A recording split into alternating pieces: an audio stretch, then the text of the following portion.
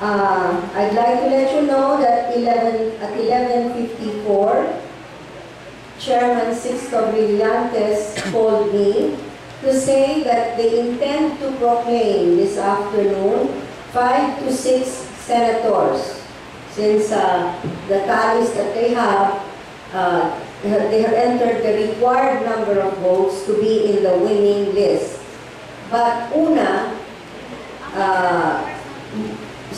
elevated a motion for deferment of proclamation. So Chairman Brillantes said that before any proclamation will be done, they will meet EMBANG to resolve the motion of una.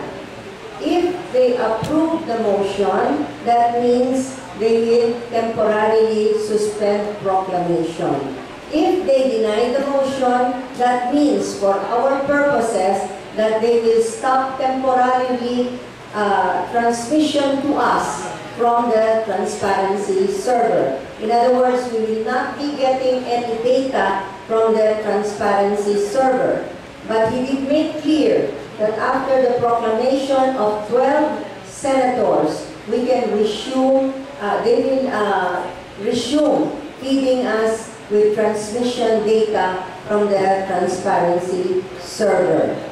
Ang ititigil ho ay yung pag-release natin na transmitted data from the transparency server. Kasi yon hindi na pipigil. Tuloy-tuloy pa rin ang pagpasok ng mga transmit ng PCOS from their clustered polling precincts. Ang itigil lang natin yung release of this information or this data.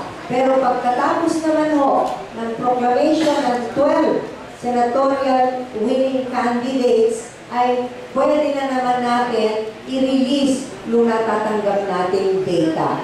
Ang hindi lang natin talagang matatanggap yung manually uploaded results ng eleksyon, ng certificates of canvass. Kaya yun naman, ang inuulit natin hinihingi sa COMELEC na bigyan din tayo para makakompleto tayo ng 100% dun sa ating unofficial parallel count.